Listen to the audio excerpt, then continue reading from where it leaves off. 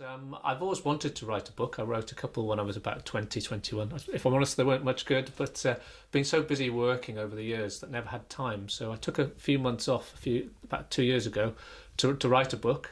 I didn't quite know what to write it about, so I went to an evening class in York University around creative writing, and they had an exercise to think of a 6-word sentence or phrase that could be the title of a book or the first line. And it was around bonfire night, so I came up with "Remember, remember the 6th of November." And I thought, well, it's not the 5th, it's the 6th. People might wonder why. And then I started looking into the gunpowder plot and Guy Fawkes, obviously from York, and the sort of the whole thing about bonfire night. And I found it was fascinating. The more I read, the more interested I became, because I realised I didn't know very much about it, other than it's Guy Fawkes, they tried to blow up Parliament and we have a bonfire. And the more I read, the more the parallels to today. So you had terrorists on the streets of London, you had government surveillance, tensions with Europe, religious unrest. So lots of parallels with today. And the more I researched it, the more I thought, this is a great story to write about. So I actually created a story, a novel about the gunpowder plot, but with a slightly different ending, as you might take it from the 6th rather than the 5th of November. And I learned a lot doing it. And the process is really interesting, that you write it once. And one of the things I learned on this evening class was do all the creative bits, so do all the writing and then do the editing afterwards, or you'll never finish the first page. So I found that really useful, but then I went through a series of edits and changing, and I released it as an ebook on Kindle last year, around October time, in the run-up to Bonfire Night. I think the hardest part is actually publishing it. So I really enjoyed writing it. Got a lot of great feedback, but I did try to put it to the publisher, and there's such demand, such hard. But I thought it'd be great to get the story out there. My wife and the book club said, you must publish it. So I published it online through Amazon last year as an ebook.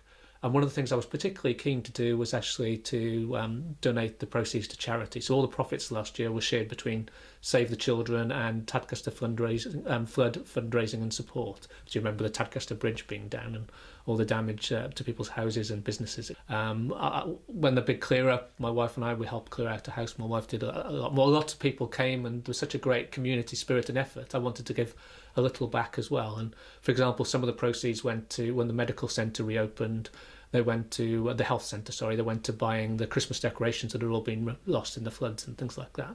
So I wanted to be able to give something back to the town where I live, which I really enjoy. Tadcaster is a great place, great community.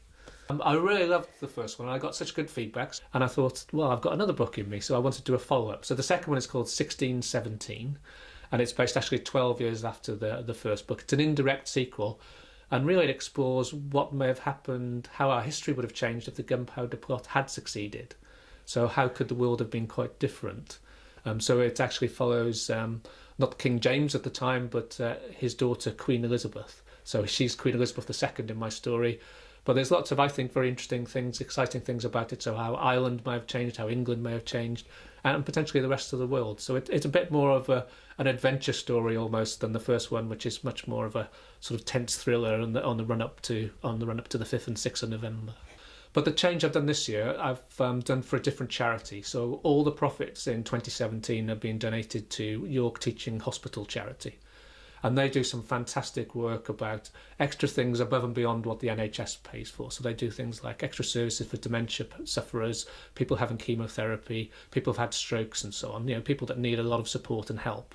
And I think they've done some fantastic things in the past, and I'm really pleased to be able to help them in a way. So every time somebody buys a book, money goes directly to that great cause.